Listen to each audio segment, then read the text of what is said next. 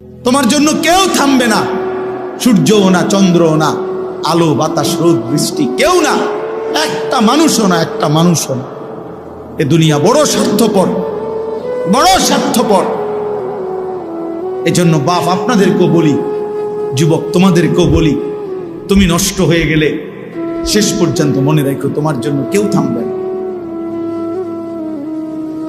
আপনাদেরকে বলি বাবা, স্ত্রী সন্তানের জন্য যদি আপনি হারাম উপার্জন করে জীবনটা শেষ করছেন, কোনোদিন পাবেনও নাই।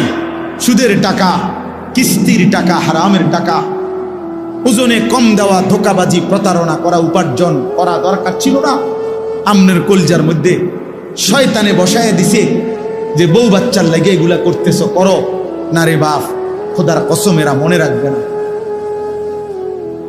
এরা মনে রাখবে না, এরা কোনোদিন বলবে না, এরা মনে রাখবে। দুপুর বেলা জানাজা হইছে, আসরের পরে জানাজা হইছে, কানছে 2 ঘন্টা 4 ঘন্টা, জি পুত নাতি নাতনি স্ত্রী সন্তান।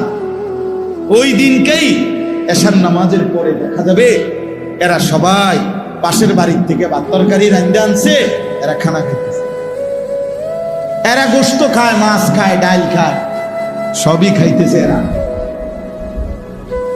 এরা না কাঁদছে অনেক, ওই কাঁদছে আর কি।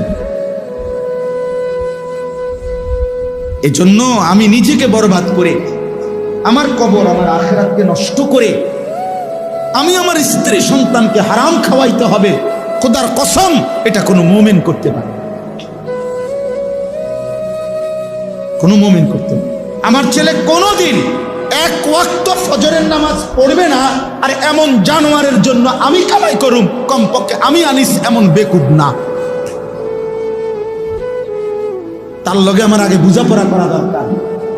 তুই মুসলমানের বাচ্চা কিনা আগে এটা বল, তুই ইমানদারের সন্তান কিনা বল বেটা। যদি তুই মুসলমানের বাচ্চা হস, আমি তোর জন্য মাথার ঘাম পায়ে ফেলে কামাই করমু, আমার এই কষ্টের উপার্জনের কিনা ফ্যান, খাট, পালং, সোফা, ফার্নিচার, বাজার সদাই, আর তুই বেঈমান সারা রাত মোবাইলে নারী দেখবি, ছবি দেখবি, কোনোদিন ফজরের নামাজ পড়বি না। এমন জানোয়ারের জন্যই আমি কামাই করলাম না, এমন হাইওয়ানের জন্য কামাই করতে বলছে কে? যার কপালে সেজদা নাই অত মানুষ না। কেউ আমরা থাকবো না, রাজপ্রাসাদের ওই অট্টালিকায়ও মরে যাবে, জীর্ণ কুঠিরে কুড়ে ঘরে যে মরে যাবে, জীবনে যে কোনো দিন দুঃখ দেখে নাই সেও মরে যাবে, জীবনে যে কোনো দিন সুখ দেখে নাই সেও মরে যাবে।